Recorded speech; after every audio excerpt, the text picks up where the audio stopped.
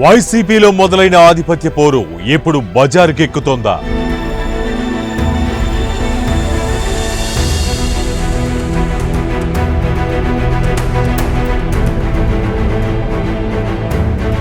విజయసాయిరెడ్డి ఆరోపణలు ఎదుర్కొంటున్నారా?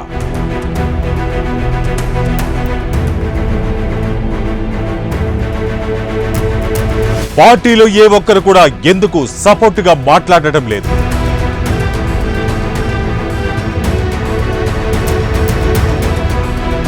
విజయసాయిరెడ్డి ఇప్పుడు పార్టీలో ఒంటరైపోయారా?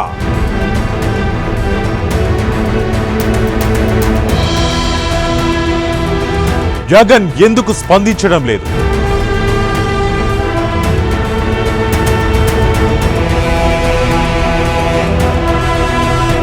విజయసాయిపై జరుగుతున్న ప్రచారం ఏంటి అసలు? వైసీపీ 2014లో ప్రతిపక్షంలో ఉన్నప్పుడు, ఆ తర్వాత అధికారంలోకి వచ్చినప్పుడు పార్టీలో జగన్ తర్వాత నేనే అన్నట్టు వ్యవహరించారు రాజ్యసభ సభ్యుడు విజయసాయిరెడ్డి. పవర్లో ఉన్నప్పుడు వైసీపీలో వివిధ సందర్భాల్లో విజయసాయికి ప్రాధాన్యత తగ్గుతున్నట్లు కనిపించినా తిరిగి ఆయన పుంజుకున్నారు. అయితే ఎన్నికల్లో ఘోర పరాజయంతో వైసీపీ పరిస్థితే అధ్వాన్నంగా మారితే విజయసాయి మరింత దారుణంగా తయారైనట్లు కనిపిస్తుంది. శాంతి ఎపిసోడ్తో మీడియాలో ఆయన పేరు ఫోకస్ అవుతున్నంతగా ఇంతకు ముందు కూడా ఎవ్వరిది అవ్వలేదు.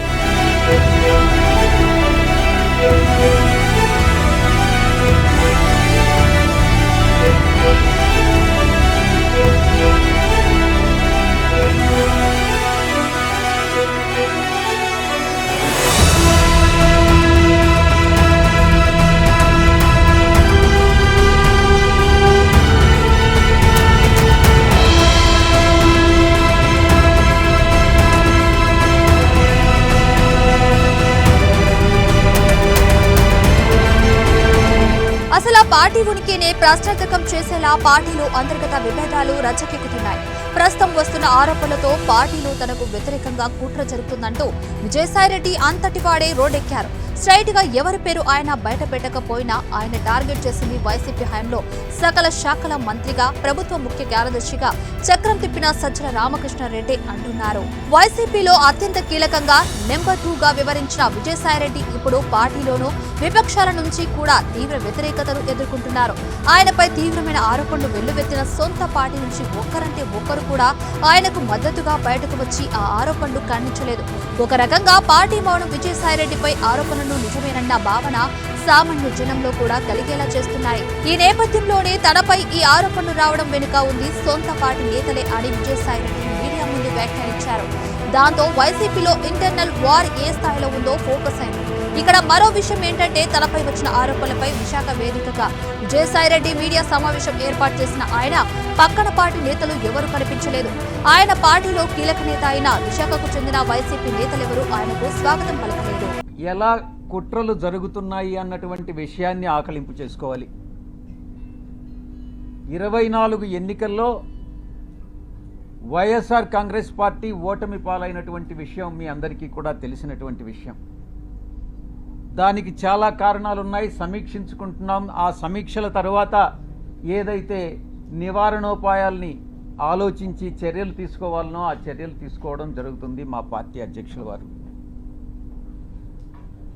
ఎన్నికల రిజల్ట్ వచ్చిన తర్వాత, కొత్త ప్రభుత్వం పగ్గాలు చేపట్టిన తర్వాత ఏం జరుగుతుంది, మొట్టమొదటిగా ఏం జరిగింది అన్నటువంటిది అర్థం చేసుకోవాలి. రాష్ట్ర వ్యాప్తంగా ఇచ్చాపురం నుంచి అలా కుప్పం వరకు కూడా 175 స్థానాల్లో 11 స్థానాలు మేము సంపాదించుకున్నప్పటికీ, ఓటమి పాలైనప్పటికీ ప్రజల తీర్పుకి కట్టుబడి మేము అధికారాన్ని దిగిపోయాం.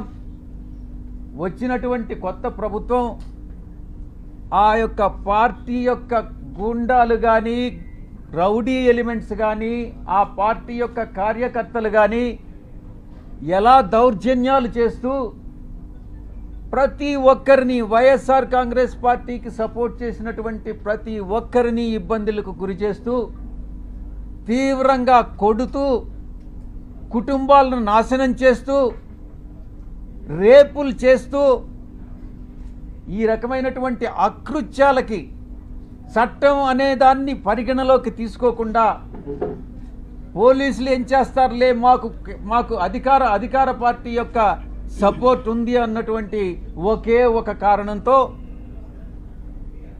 ఆ కృత్యాలకన్నిటికీ పాల్పడడం జరిగింది. కొన్ని కుటుంబాలు కాసేపు నిశ్శబ్దంగా ఉండండి, ఎవరైతే ఇష్టం లేదో ప్రెస్ కాన్ఫరెన్స్లో వాళ్ళు వెళ్ళిపోవచ్చు.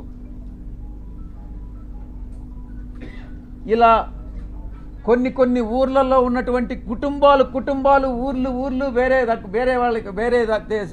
ప్రాంతాలకు తరలి వెళ్ళినటువంటి మనం పరిస్థితులు చూసాం.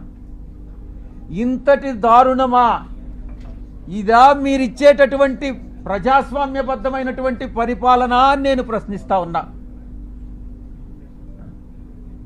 ఇప్పుడుండేటటువంటి అధికార పార్టీ ఎన్నికలకు ముందు ఎన్ని రకాలైనటువంటి హామీలు ఇచ్చింది ఒక్కసారి ఆలోచించుకోండి.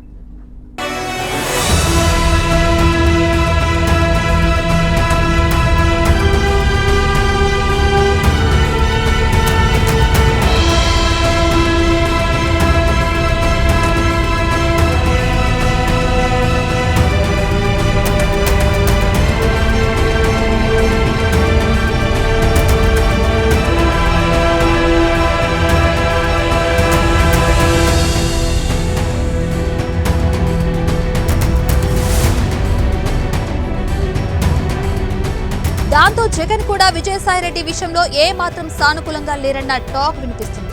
అందుకు కారణం నెల్లూరు లోక్సభ అభ్యర్థిగా ఇటీవలి సార్వత్రిక ఎన్నికలలో వైసీపీ అభ్యర్థిగా బరిలోకి దిగిన విజయసాయి అక్కడ విజయం కోసం ఏ మాత్రం ప్రయత్నించలేదని నామినేషన్ దాఖలు చేసిన క్షణం నుంచే తన ఓటుని అంగీకరించేసినట్లు వివరించారని పార్టీ శ్రేణుల నుంచే ఆరోపణలు వెల్లువెత్తాయి.